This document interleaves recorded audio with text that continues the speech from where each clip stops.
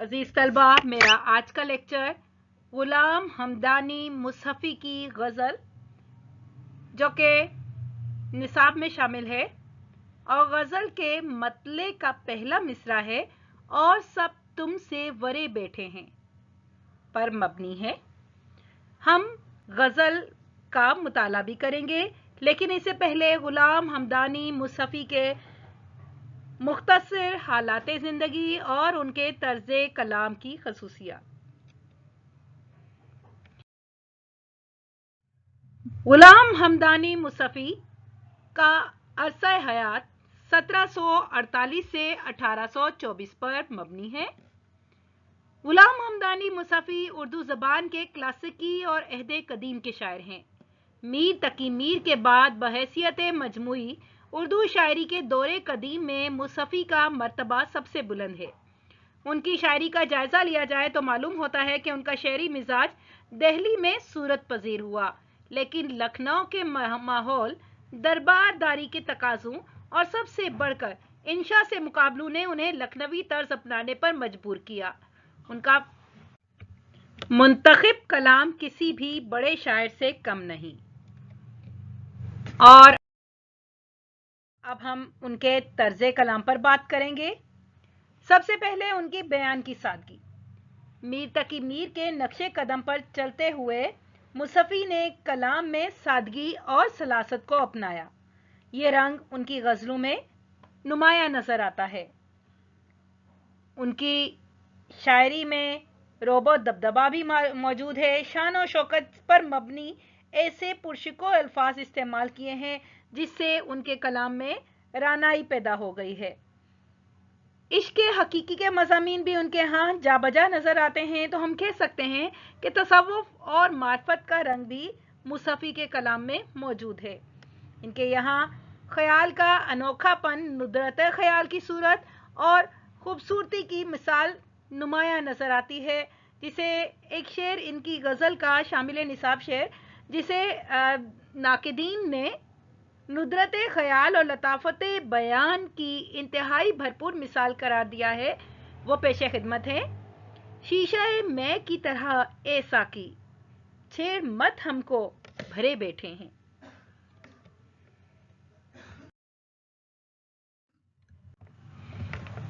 गज़ल का पहला शेर। और सब तुमसे वरे बैठे हैं, एक हम हैं कि परे बैठे हैं। जैसा कि शेर से जाहिर है, ये गज़ल का मतला है जिसमें मजाज़े मुरसल की खूबी नुमाया नज़र आती है। सनत तज़ाद के दो अल्फाज मौजूद हैं, तुम और हम, और वरे और परे मौजूद हैं। शायर ने तुम कहकर अपने दोस्त को मुखातिब किया है। इश्क मजाजी के इस शेर में शायर अपने महबूब से शिकवा करना है कि तुम्हारी बेइतनाई और बेनियाजी हमें कबूल नहीं। तुम्हारा ये तकब्बुर भरा रवैया हम बर्दाश्त नहीं कर सकते। इसीलिए हमने महफिल में सबसे अलग थलग अपना एक मुकाम बना लिया है। वो और ही लोग हैं जो तुम्हारी बेरुखी के बावजूद तुम्हारे इर्द गिर्द मंडलाते रहते हैं। हम अपनी अना और खुददारी के सबब सबसे दूर होकर इसीलिए बैठे हैं कि शायद तुम्हें अपनी तुंद मिजाजी का कुछ एहसास हो।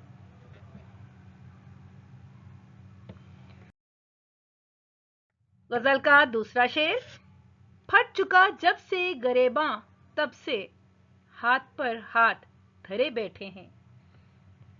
मजाजे मुरसल की खूबी इस शेर में भी नुमाया नजर आती है। इश्क मजाजी का हामिल ये शेर, जिसमें शायर ने अपने जनून इश्क का अहवाल बयान किया है।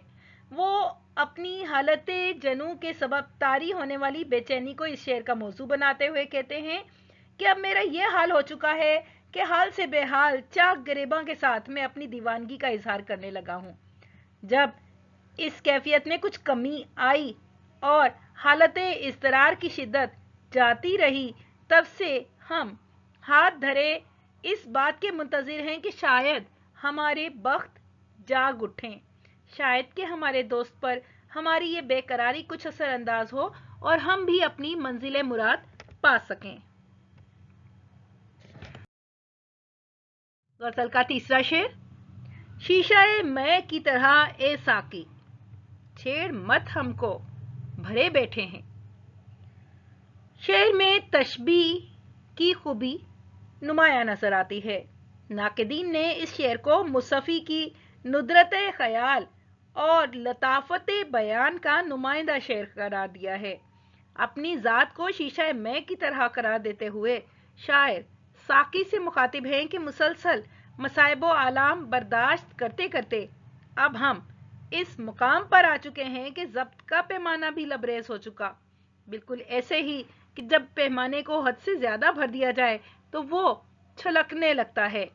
यही कैफियत हमारी है कि अब हम मज़ीद बर्दाश्त ना कर सकेंगे।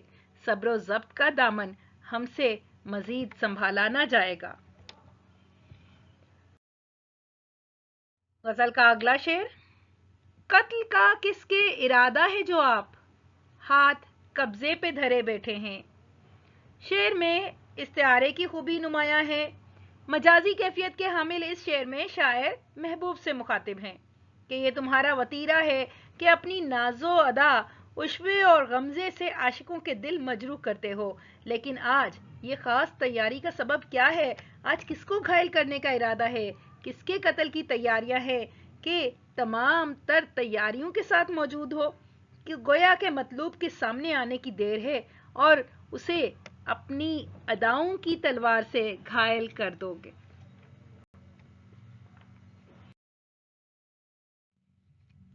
गजल का आखिरी शेर। मुसहफी यार के घर के आगे हमसे कितने निघरे बैठे हैं। इस शेर से भी जाहिर है कि ये शेर का गजल का मक्ता है। शेर में तशबीह की खूबी नुमाया है।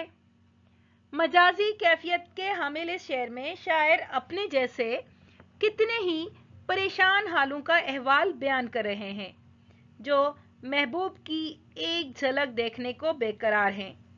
ये आशिकाने बदहाल घरों से बेघर हो चुके हैं। अब तो आलम यह है कि उन्होंने महबूब के घर के नज़दीक ही अपना ठिकाना कर लिया है।